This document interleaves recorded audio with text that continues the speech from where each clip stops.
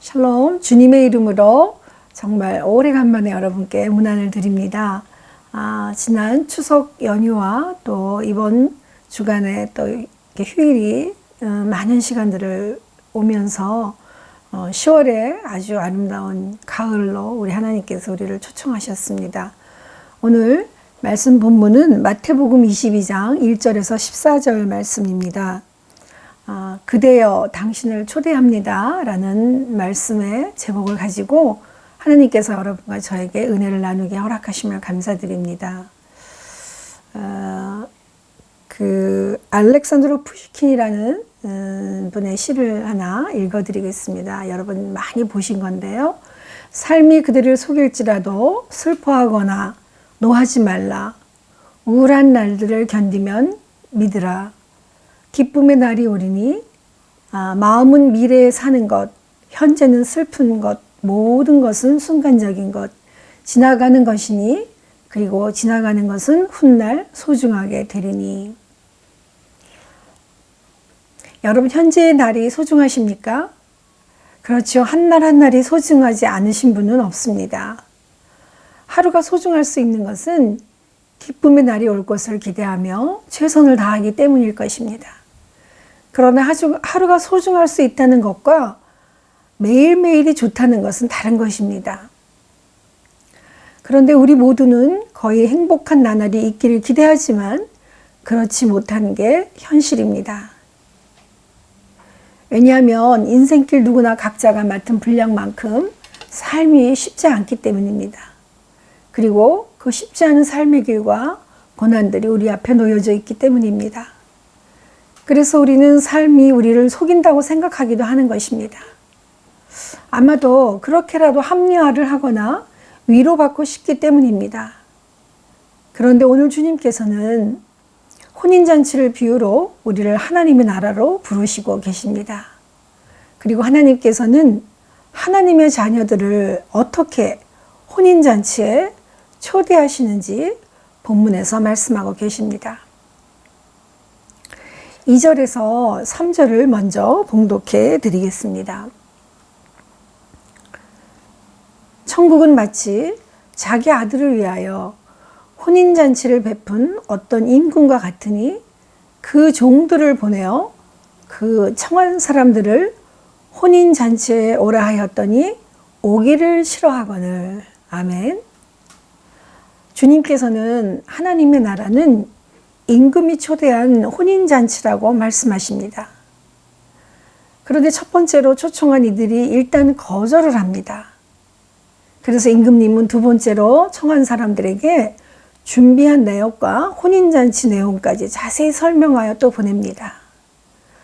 그런데 그들은 그럼에도 불구하고 돌아보지도 않고 각각 자기 밭으로 또 자기 사업하러 그리고 게다가 남은 자들은 종들을 잡아 모욕하고 죽이기까지 하였습니다.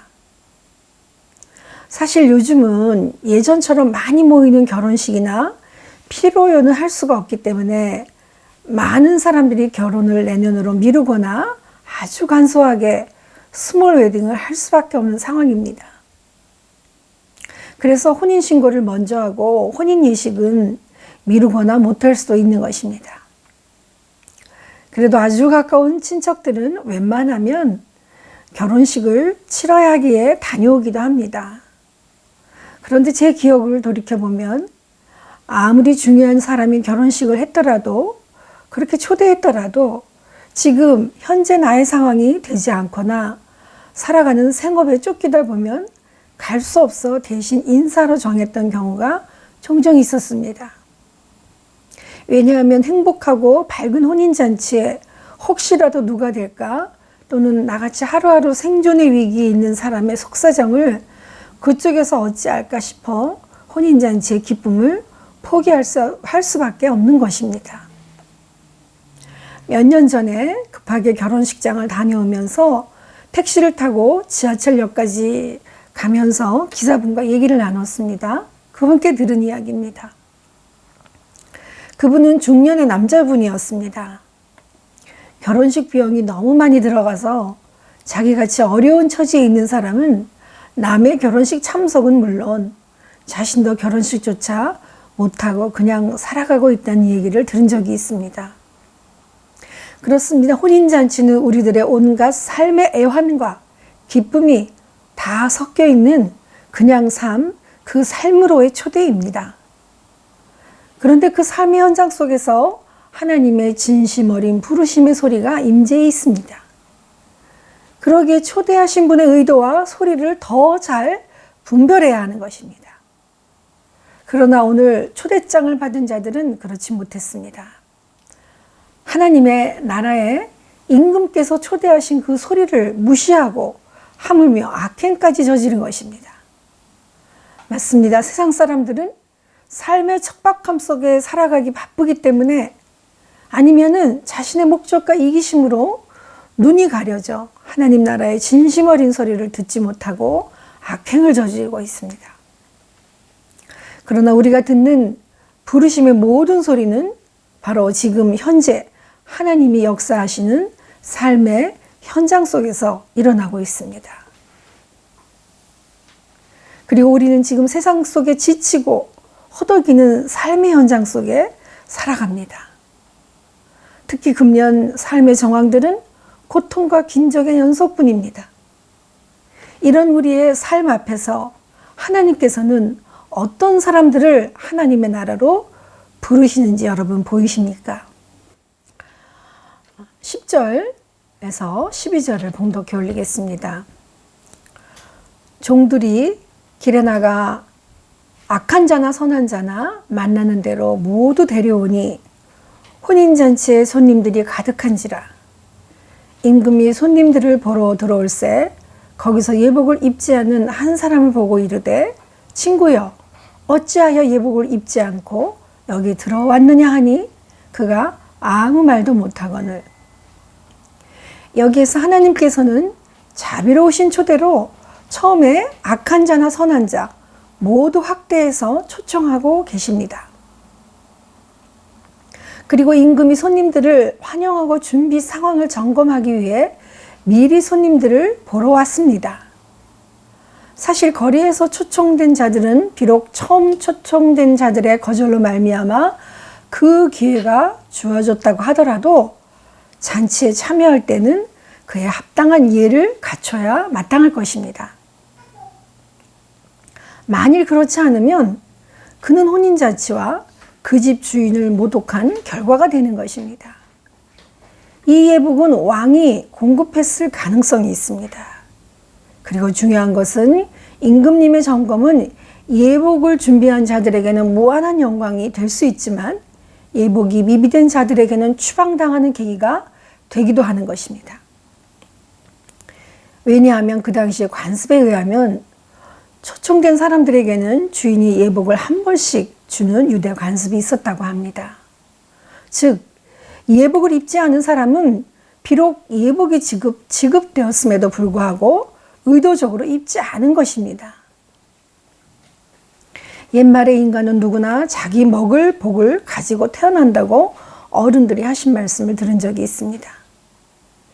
이 말은 하나님께서 우리를 삶의 현장으로 보내실 때는 이미 받을 복을 허락해 놓으셨다는 것으로 보여집니다. 그리고 이 복은 하나님 나라를 향한 초청의 복입니다. 그러나 사람들은 이 복을 보지 못하고 그저 복을 찾으려고 자기 나름대로 준비하고 발버둥을 합니다. 그래서 혼인잔치의 예복을 이미 준비하신 임금님의 손길은 보지 못하고 자기만의 옷을 입고 주장을 합니다. 나도 그렇게 준비했다고 말입니다. 그러나 이것은 임금님께서 준비하신 예복과는 극과 격이 다른 너무나도 자격 없는 예복일 뿐이었습니다. 이제 수영을 배울 때 우리가 처음 깨달아야 할 것이 있습니다. 그것은 물은 원래부터 부력이 있어서 물이 우리를 띄운다는 것입니다. 물이 부력으로 우리를 띄우려고 해도 초보자는 결코 자신을 물에 맡기지 못합니다. 물을 믿지 못합니다. 자기 스스로 띄우려고 결사적으로 사지를 휘젓고 자기를 물에 뜨게 하려고 하면 할수록 전력을 다합니다. 그러나 휘저으면 휘저을수록 더 물에 빠져들어가는 것입니다. 물과의 전쟁을 통해서 기진맥진하고 축 늘어졌을 때 비로소 조금씩 자신을 맡기게 되며 놀랍게 그 상황이 그렇게 가라앉으면 이제 물에 몸이 뜨기 시작한다는 것입니다. 믿음도 마찬가지입니다. 이제 살 길은 오직 하나님의 방법대로 믿고 맡기는 마지막 방법밖에 없는데 이것저것 다 해보고 힘을 다 뺍니다. 그리고 내 힘이 다 빠지고 기진맥진해져야 비로소 주님이 보이는 것입니다. 이런 방법을 쓴 하나님의 자녀들을 바라보고 기다리고 계신 하나님은 얼마나 해가 타시겠습니까? 그러나 기다리고 기다리시던 하나님께서는 준비된 혼인잔치에 예복을 준비하고 주인의 마음에 합당한 변화된 모습으로 보인 그런 자들을 위해 모두 혼례식에 참여하게 했습니다. 그러나 결국에 한 사람, 예복을 준비하지 못한 자를 들어오지 못하도록 했습니다. 그렇다면 여기서 예복은 무엇이겠습니까?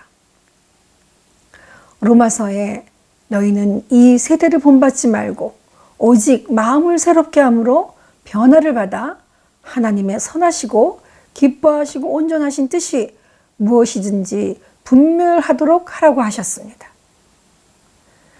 마음을 새롭게 함으로 변화를 받아 빛의 갑옷을 입고자 하는 자들에게 주님께서는 이렇게 또 부탁하십니다. 밤이 깊고 낮이 가까웠으니 그러므로 우리가 어두움의 일을 벗고 빛의 갑옷을 입자. 낮에와 같이 단정히 행하고 방탕하거나 술 취하지 말며 음란하거나 호색하지 말며 다투거나 시기하지 말고 오직 주 예수 그리스도로 옷 입고 정욕을 위하여 육신의 일을 도모하지 말라고 말입니다. 그렇습니다. 오직 우리는 마음을 새롭게 하여 주님의 예복을 준비하는 자가 되어야 할 것입니다. 그리고 우리의 삶이 우리를 속인다고 할지라도 부인하고 분노하는 것이 아니라 그 어려운 가운데 있을지라도 하나님의 진리를 따르기 위한 고난과 고통이 우리 삶 가운데 존재해야 합니다. 그러기에 우리의 애쓰고 수고함을 통해 삶은 변화될 수 있는 것입니다. 이 변화의 과정이 때로는 한 번의 깨달음일 수도 있지만 인생의 기나긴 과정 속에 훈련을 통해서 우리는 하나님의 손길을 깨닫는 경우가 훨씬 더 많습니다. 이것이야말로 하나님께서 우리에게 허락하신 준비된 예복이 아니겠습니까? 그렇다고 하면 빛의 갑옷으로 혼인잔치의 초대에 응한 사람들에게 주시고자 하는 하나님의 행하심은 무엇입니까? 12절 14절 봉독합니다. 이르시되 친구여 어찌하여 예복을 입지 않고 여기 들어왔느냐 하니 그가 아무 말도 못하거늘 임금이 사한들에게 말하되 그 손발을 묶어 바깥 어두운 데 내에 던지라. 거기서 슬피 울며 이를 갈게 되리라 하니라. 청함을 받은 자는 많되 택함을 입은 자는 적으니라. 아멘. 여기 12절에 친구여라는 단어는 가까운 사이로 보이는 것 같지만 여기서는 내용상 엄중한 문책과 심판의 기운이 담긴 말입니다. 여기서 임금은 그가 잔치에 참석한 사실을 꾸짖고 있기 때문입니다. 특히 친구여의 호칭은 예수님을 팔아넘긴 가롯 유다에게 사용했던 단어와 같은 단어입니다. 그리고 이에 대한 그의 응답은 아무 말도 못하는 유구무원이었습니다. 이 단어는 소의 입에 망을 씌우는 일, 즉 그런 입을 막는 관계된 그런 동사와 관련이 있다고 합니다. 즉 하나님의 심판대 앞에서 모든 죄인들이 자신들의 죄를 변명하고 은폐할 수 없음을 잘 보여주고 있는 것입니다. 예복을 입지 않은 사람들에게 내려진 심판에서 벗어날 수 있는 가능성은 이제 완전히 배제되었습니다. 혼인잔치가 벌어지는 곳에서 완전히 멀어진 지옥의 어두움 속에 버려지게 된 것입니다. 그들은 이제 소망과 가능성이 봉쇄된 곳으로 떨어져 뉘우치고 후회하는 그럴 기회조차 없는 지속적인 고통 속에 살아가게 되는 것입니다. 그렇습니다. 후회와 회개는 이 땅 위에 생명이 허락하는 한 가능한 것입니다. 속히 이 기회가 지나가기 전에 삶을 돌이켜 주님의 갑옷을 준비하지 않으면 안 되는 것입니다. 청함을 받은 자는 많지만 택함을 입은 자는 적다고 한 것은 먼저 믿은 수많은 유대인들에게 이미 초청장은 발송되었지만 응답하지 아니하였고, 하나님의 초청에 응답하고 준비된 자들은 확실하게 주님께서 선택하여 주신다는 것입니다. 여기서 청함은 부름받은, 초대받은 것을 의미합니다. 그렇습니다. 기독교 신앙은 하나님께서 먼저 찾아오셔서 초대하시는 신앙입니다. 인간의 삶이 아무리 어렵고 고될지라도 우리가 이 삶에 초대되어졌고 부름받았다고 생각하면 삶을 보는 그 관점이 달라집니다. 왜냐하면 누군가 나를 인정하고 기억하며 부르셨다는 것으로 삶에 대한 힘이 생기는 것입니다. 그리고 이 삶의 소명 아래 준비한 자들은 주님께로부터 택함을 받을 수가 있습니다. 또한 이 준비를 위해 인생을 끊임없이 달려온 자들에게 허락하시는 하나님의 도우심은 끝까지 함께 하신다고 하십니다. 빌립보서 4장 8절에서 9절 말씀을 보겠습니다. 끝으로 형제들아, 무엇에든지 참되며 무엇에든지 경건하며 무엇에든지 오르며 무엇에든지 사랑받을 만하며 무엇에든지 정결하며 무엇에든지 칭찬받을 만하며 무슨 덕이 있든지 무슨 기림이 있든지 이것들을 생각하라. 너희는 내게 배우고 받고 듣고 본 바를 행하라. 그리하면 평강의 하나님이 너희와 함께 계시리라. 그렇습니다. 하나님이 나와 함께 하심을 알려면 주님께로부터 듣고 본 바를 그대로 행하는 것입니다. 그런데 우리는 보통 하나님이 나와 함께 하시는 증거를 보여주시면 열심히 하겠습니다. 하나님 시키시는 것은 행하겠습니다. 이렇게 말합니다. 그러나 먼저 준비한 자에게 하나님은 영원히 하나님께서 함께 하신다고 약속하십니다. 그렇다면 하나님께서는 하나님의 자녀들을 혼인잔치에 초청하시는 궁극적인 목적이 무엇일까요? 결론입니다. 하나님께서는 하나님의 자녀들을 택하셔서 이 하나님의 나라에서 영원히 함께 하시기를 위하여 그 자녀들을 모두 초청하셨습니다. 이것은 천국 잔치이기 때문에 혼인잔치 예식으로 우리를 부르셨다고 하십니다. 그러나 이 세상 모두가 날마다 혼인잔치만을 가지는 않습니다. 때로는 장마당에, 때로는 일터에, 때로는 전쟁터와 같은 일상으로, 때로는 병상에서 고통 가운데 살아갑니다.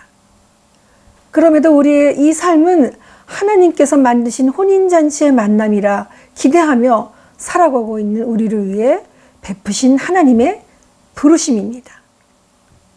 이 부르심에 응답하며 소망을 가지고 살아간 배움의 동력자들에게, 바울의 동력자들에게 바울은 이렇게 고백합니다. 또 참으로 나와 멍에를 같이 한 내게 구하노니 복음에 나와 함께 힘쓰던 저 여인들을 돕고 또한 클레멘도와 그 외에 나의 동력자들을 도우라. 그 이름들이 생명책에 있느니라. 아멘. 바울의 동력자들처럼 우리도 우리의 이름이 생명책에 있음을 감사하며 하나님의 초대에 예복을 준비하며 응하시지 않겠습니까? 아멘. 기도하겠습니다. 사랑의 하나님, 주님의 은혜를 다시 한번 감사드립니다. 오늘도 하나님께서는 하나님의 나라로 우리를 초청하시기 위하여 우리를 그 기쁘고 행복한 혼인잔치로 부르십니다. 날마다 우리의 삶은 하나님의 나라의 잔치의 대상입니다. 그러나 우리의 삶이 척박하고 고통 가운데, 어려움 가운데 우리가 하나님을 보지 못하여 그 부르심의 소명을 알지 못하고, 아버지 하나님, 정말로 우리가 그 가운데 주인공인지 알지 못하고 하나님의 기쁨의 복과 하나님의 자녀의 귀한 복을 만끽하지 못하고 누리지 못하며 감사치 못함을 용서하여 주시옵소서. 하나님, 10월의 이 계절에 감사의 계절, 또 모든 정말 오곡백화가 만물의 열매를 맺으며 정말로 아버지 하나님을 찬양하고 있습니다. 하나님, 우리의 신앙을 돌아보며 다시 한번 혼인잔치에 마땅하게 응답하는 하나님 귀한 택함 받은 자들의 삶으로 우리를 축복하시고 하나님의 부르심에 응답하는 자들로 살아가게 하여 주시옵소서. 감사드렸고 예수님의 이름으로 기도하옵나이다. 아멘.